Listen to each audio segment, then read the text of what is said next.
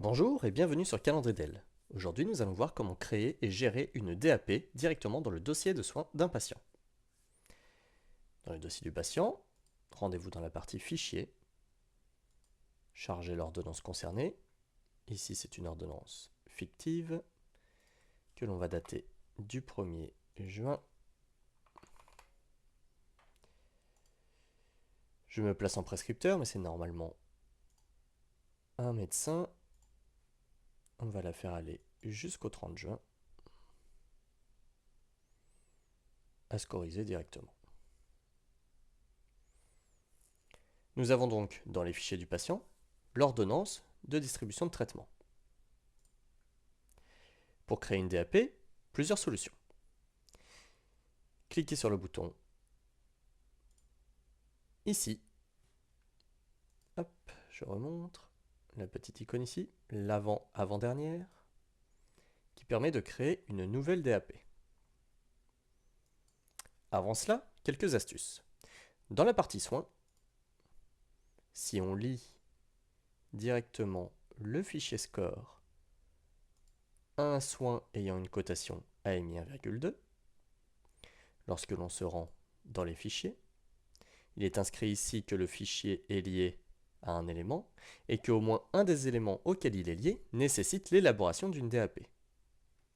D'ailleurs, si on se rend dans les soins, cette information se retrouve également ici, dans la liste des scores du soin. Cette cotation peut nécessiter l'élaboration d'une DAP.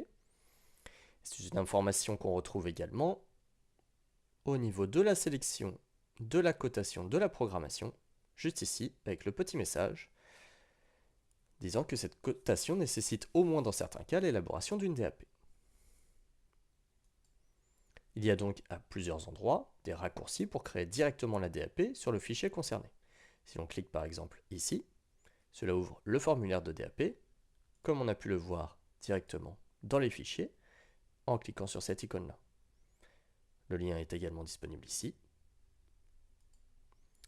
Nous allons donc, cette fois, créer la DAP. On clique sur le bouton. Et nous atteignons donc le formulaire de création d'une nouvelle DAP. Ici sont rappelées les informations de l'ordonnance, avec un accès à l'aperçu de l'ordonnance. Ici, il faut sélectionner par qui la DAP est réalisée, la date d'élaboration de la DAP. Ensuite, les informations de prise en charge, s'il s'agit d'une prise en charge en maladie, maternité, AT-MP, etc. Si cette prise en charge est en lien ou non avec une ALD que le patient pourrait posséder. Si les actes sont réalisés à domicile ou non.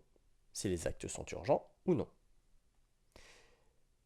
Certaines données sont présélectionnées, comme par exemple l'acte réalisé à domicile. Certaines informations sont obligatoires à remplir, comme celle-ci. Les informations de la demande donc, l'acte réalisé et le nombre de séances.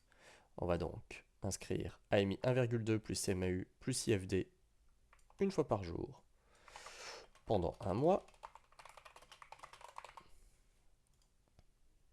Et ici, nous allons indiquer la justification, les éléments médicaux qui entraînent l'élaboration de cette DAP.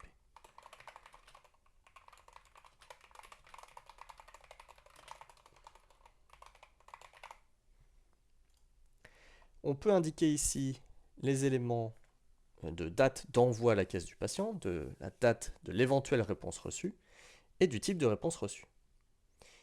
Ici, nous allons inscrire que la demande a été envoyée le 1er juin, le jour de l'élaboration.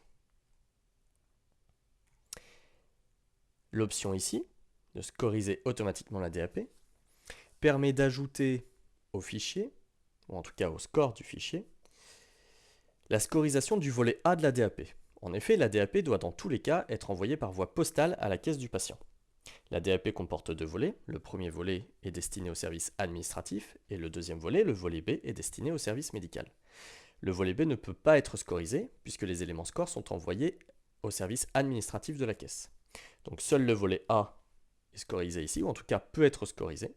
Attention, ce n'est pas une obligation réglementaire, ce n'est même pas forcément nécessaire, mais disons que c'est un appui en plus pour prouver que la DAP a bien été réalisée.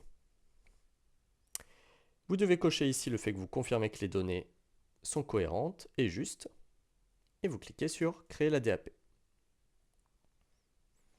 Et voilà, la DAP est créée. On la voit ici liée au fichier concerné.